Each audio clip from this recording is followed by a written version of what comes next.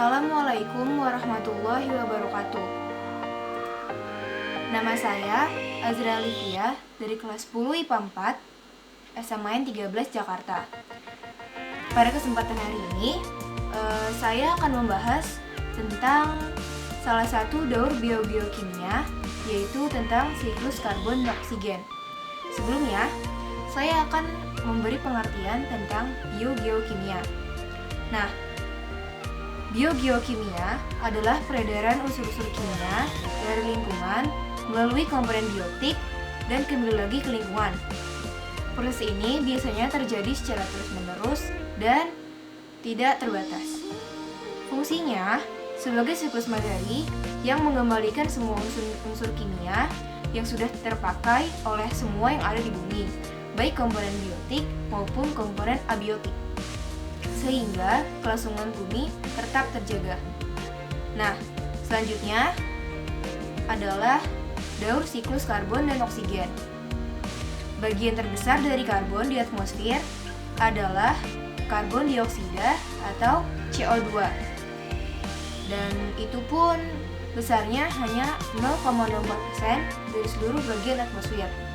Tapi itu pun masih akan tetap bertambah. Nah, bagaimana karbon diambil dari atmosfer? Perhatikan animasi berikut ini.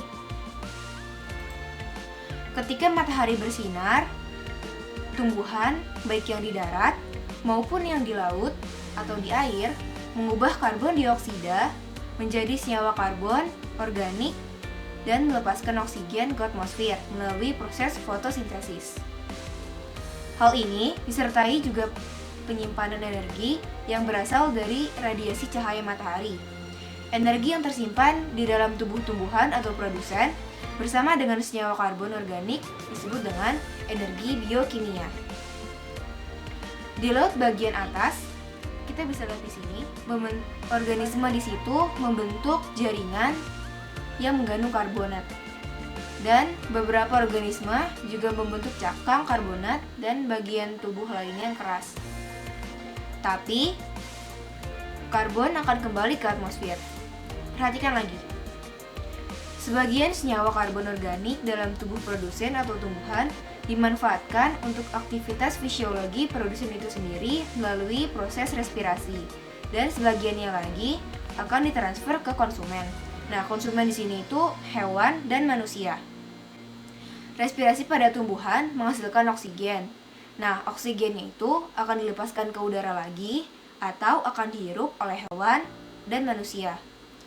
Nah, maksud dari sebagian lagi ditransfer ke konsumen adalah jadi produsen ini menjadi makanan bagi konsumen, yaitu hewan dan manusia. Jadi karbon berpindah dari produsen ke konsumen.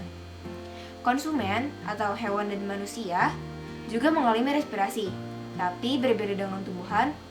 Konsumen akan mengeluarkan CO2 dan H2O atau karbon dioksida dan uap air. Dengan reaksi C6H12O6 dan 6 molekul O2 akan menghasilkan 6 molekul CO2 dan 6 molekul H2O.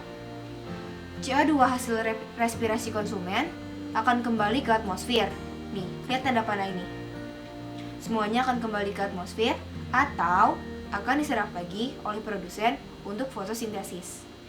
Di permukaan laut, di mana air menjadi hangat, karbon dioksida terlarut dan dilepas kembali ke atmosfer. Bila produsen dan konsumen mati, maka semua senyawa karbon organik di dalam tubuhnya akan diurai oleh organisme pengurai atau bakteri atau jamur. Nah, bakteri di jamur ini akan membebaskan CO2 dari jasad mati ke udara atau ke dalam air.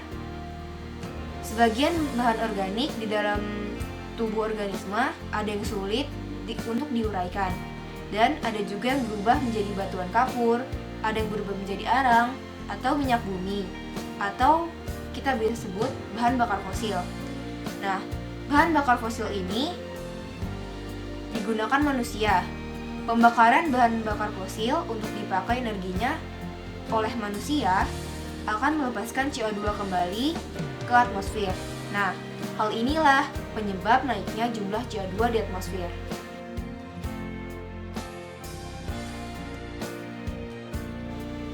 Nah, sekian pembahasan tentang daur biogeokimia dan siklus karbon dan oksigen. Kurang lebihnya mohon maaf. Wabillahi taufiq wal hidayah. Wassalamualaikum warahmatullahi wabarakatuh.